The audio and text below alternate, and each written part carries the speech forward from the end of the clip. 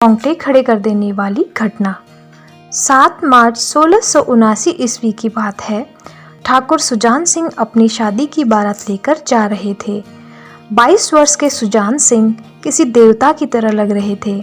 ऐसा लग रहा था मानो देवता अपनी बारात लेकर जा रहे हों। उन्होंने अपनी दुल्हन का मुख भी नहीं देखा था। शाम हो चुकी थी, इसलिए रात्रि विश्राम के लिए छपौली में पड़ाव डाल दिए। कुछ ही क्षणों में उन्हें गायों में लगे घुंघरुओं की आवाज़ें सुनाई देने लगी।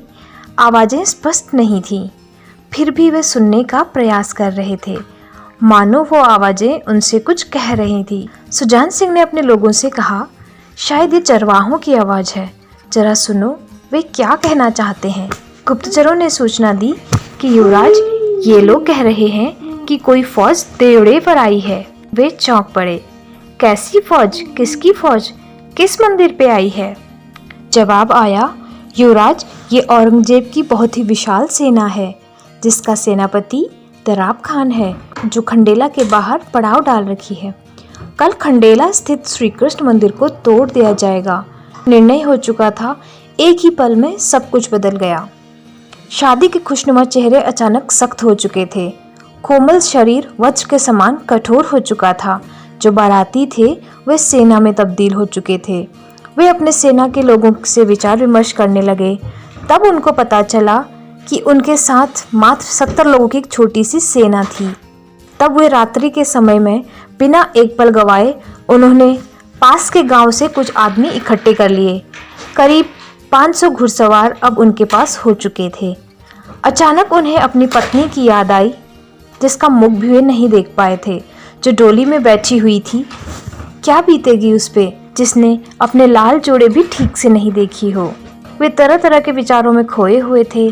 तभी उनके कानों में अपनी माँ को दिए वचन याद आए, जिसमें उन्होंने राजपूती धर्म को ना छोड़ने का वचन दिया था।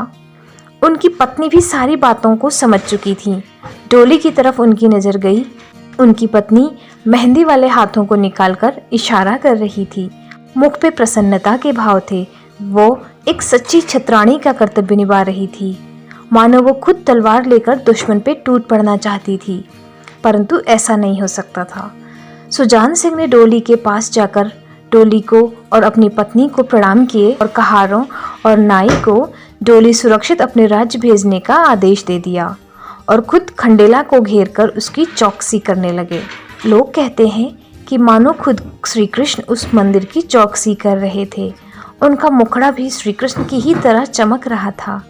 8 मार्च 1679 को दराब खान की सेना आमने सामने आ चुकी थी। महाकाल भक्त सुजान सिंह ने अपने इष्ट देव को याद किए और हर हर महादेव का जय घोष के साथ 10,000 की मुगल सेना के साथ सुजान सिंह के 500 लोगों के बीच घनघोर युद्ध आरंभ हो गया। सुजान सिंह ने दराब खान को मारने के लिए उसकी ओर लपके और मुगल सेना को मौत के घाट उतार दिए। ऐसे पराक्रम को देखकर दराब खान पीछे हटने में ही भलाई समझी, लेकिन ठाकुर सुजान सिंह रुकने वाले नहीं थे। जो भी उनके सामने आ रहा था वो मारा जा रहा था। सुजान सिंह साक्षात मृत्यु का रूप धारण करके युद्ध कर रहे थे। ऐसा लग रहा था मानो खुद महाकाल ही युद्ध कर रहे हों। इस बीच कुछ लोगों की नज़र सुजान सिंह पे पड़ी, लेकिन ये क्या, सुजान सिंह के शरीर में तो सिर है ही नहीं।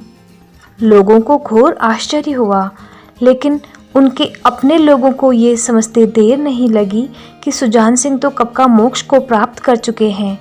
ये जो युद्ध कर रहे हैं वे सुजान सिंह के इष्ट देव हैं। सबों ने मन ही मन अपना शीश झुकाकर इष्ट देव को प्रणाम किए। अब दराब खान मारा जा चुका था और मुगल सेना भाग रही थी, लेकिन ये क्या, सुजान सिंह घोड़े पे सवार बिना सिर के ही मुगलों का संहार कर रहे थे। उस युद्ध भूमि में मृत्यु का ऐसा तांडव हुआ जिसका अंदाजा इसी बात से लगाया जा सकता है कि मुगलों की 7,000 सेना अकेले सुजान सिंह के हाथों मारी जा चुकी थी। जब मुगल की बची खुची सेना पूर्ण रूप से भाग गई, तब सुजान सिंह, जो सिर्फ शरीर मात्र थे, मंदिर का रुख किए। इतिहासकार कहते हैं कि देखने वालों को सुजान सिंह के शरीर से दिव्य प्रकाश का तेज निकल रहा था। एक अजीब विस्मित करने वाला प्रकाश निकल रहा था, जिसमें सूर्य की रोशनी भी मंद पड़ रही थी। ये देखकर उनके अपने लोग भी घबरा गए थे और सबों ने एक साथ श्री कृष्ण की स्तुति करने लगे। घोड़े से नीचे उतरने के बाद सुजान सिंह का शरीर मंदिर की प्रतिमा के सामने जाकर लुढ़क गया और एक शूरवीर योद्धा का अंत हो गया।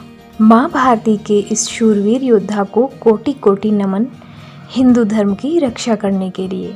फ्रेंड्स, कहानी अगर पसंद आए तो प्लीज़ लाइक शेयर कमेंट करना ना भूलें। साथ ही मेरे चैनल को ज़रूर सब्सक्राइब करें। धन्यवाद।